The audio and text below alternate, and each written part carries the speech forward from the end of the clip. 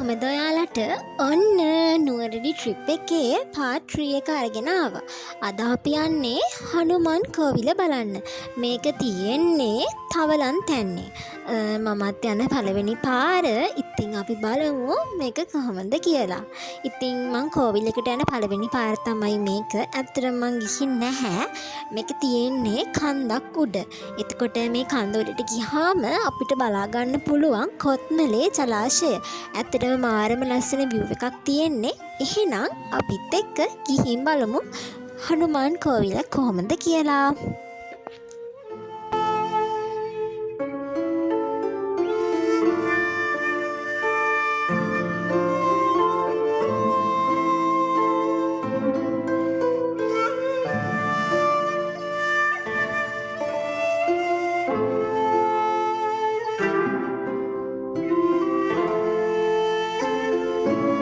මේකත් පන්සල් වගේම තමයි.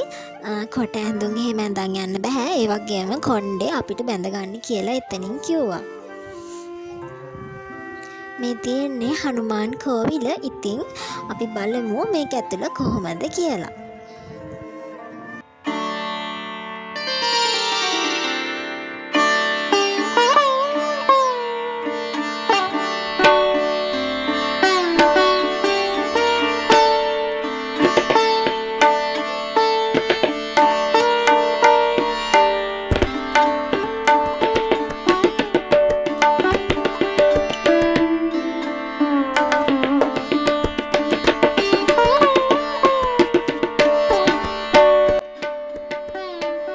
ඊට පස්සේ අපි හැමෝම නළලේ තිලකෙකුත් තියාගෙන ෆොටෝස් වීඩියෝස් ටිකක් ගත්තා. මොකද මෙතන view එක මාරම ලස්සනයි.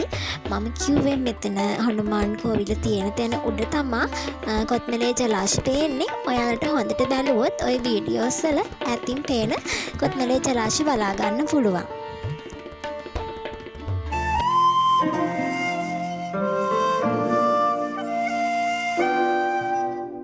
අපි දන්න රාමායනයේ කතාවේ රාම රජුරුවන්ගේ හනුමාන් කියන දෙවියන් විදිහට සලකන්නේ අර අපි දන්නවනේ හිමාල වනයෙන් කොටසක් අරන් ආව කියලා. අන්න ඒ දෙවියන් වෙනුවෙන් තමයි මේ කෝවිල හදලා තියෙන්නේ. ඉතින් මම ඇත්තටම ලොකු විස්තරයක් දන්නේ නැහැ. දන්න අය ඉන්නවනම් අපිට දැනගන්න කමෙන්ට් එකක් දාගෙන යන්න කියලා මම ඔයාලට කියනවා.